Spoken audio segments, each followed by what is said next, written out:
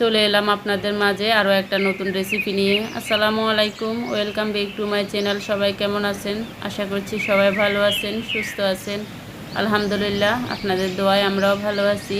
আজকে আমি ভেন্ডি ভাজি করব একটু অন্যরকমভাবে, ডিম দিয়ে। অনুরোধ রইল ভিডিওটি না টেনে পুরাটাই দেখার চেষ্টা করবেন, ফুল ওয়াচ দিবেন। ভিডিওটি দেখা শুরুতে একটা লাইক দিয়ে দিবেন, লাইক দিয়ে ভিডিওটি দেখা শুরু করবেন। আমার রেসিপিটা যদি ভালো লাগে বন্ধুদের মাঝে শেয়ার করে দিবেন। তো আর কথা না বাড়িয়ে মূল রেসিপিতে চলে যাই।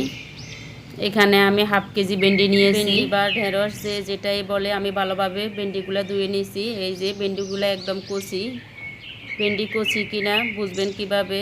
এই যে মাথাগুলো একটু চাপ দিতে ভেঙে যাবে, আর যেগুলো না ভাঙে ওগুলা হচ্ছে শক্ত ভুড়া হয়ে গেছে। যে ভেন্ডিগুলো চাপ দিতে ভেঙে যায় ওগুলা হচ্ছে কচি ভেন্ডি। তো এখন আমি ভেন্ডিগুলো ভাজার জন্য চুলায় একটা পাইপ্যান বসিয়ে দিলাম, দিয়ে দিলাম সয়াবিন তেল। প্রথমে আমি 2টা ডিম ভাজি করে নিব ভেন্ডির মধ্যে দেওয়ার জন্য। তো তেলগুলো গরম হয়ে আসলে আমি ডিমগুলো দিয়ে দিলাম, একটু লবণ দিয়ে ভালোভাবে ডিমগুলা ভেজে নিচ্ছি। এভাবে খুন্তির সাহায্যে ডিমগুলা ছোট ছোট টুকরা করে নেব। তো আমার ডিমগুলা ভাজা হয়ে গেলে এখন আমি উঠিয়ে রাখবো। আমি সবগুলা ডিম একটা পাত্রে উঠিয়ে রাখবো। ভেন্ডিগুলা ভাজি করার জন্য আমি পাইপ্যানে আরও কিছু তেল দিয়ে দিলাম। তারপরে দিয়ে দিলাম পেঁয়াজ কুচি, দিয়ে দিব কাঁচামরিচ ফালি, দিয়ে আমি কিছুক্ষণ নেড়ে ছেড়ে তেলের মধ্যে পেঁয়াজ আর কাঁচামরিচগুলো ভেজে নিব।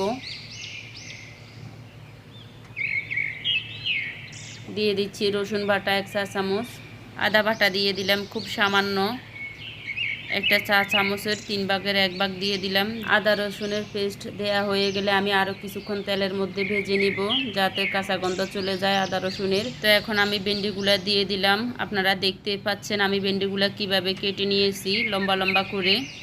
তো এখন দিয়ে দিলাম হলুদ গুঁড়ো 1 চা চামচের একটু বেশি দিলাম, প্রায় 1.5 চা চামচের মতো। দিয়ে দিলাম জিরা গুঁড়ো হাফ চা চামচের একটু বেশি হবে। দিয়ে দিলাম ধনিয়া গুঁড়ো হাফ চা চামচেরও কম হবে। তো এখন স্বাদ মতো লবণ দিয়ে দিলাম, দিয়ে ভালোভাবে এগুলা উল্টিয়ে পাল্টিয়ে আমি মিক্স করে নেব। এ পর্যায়ে কিন্তু চুলার আঁচ মিডিয়ামে থাকবে। আমি ধনিয়া গুঁড়োটা একটু কম দিয়েছি। ঢাকা দিয়ে দিলাম কিছুক্ষণের জন্য।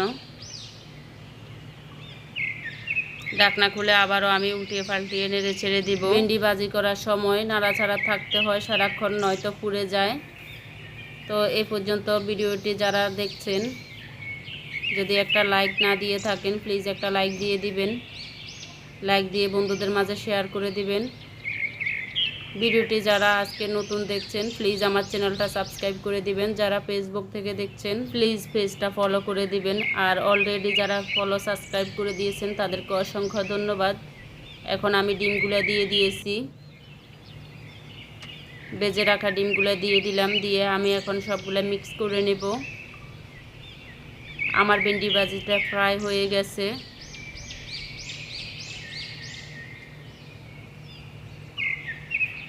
তো আমার ভেন্ডি ভাজির রেসিপিটা কেমন হয়েছে কমেন্টের মাধ্যমে জানাবেন আমাকে। আর এইভাবে আপনারা ভাজি করে খেয়ে দেখবেন, খুবই ভালো লাগবে।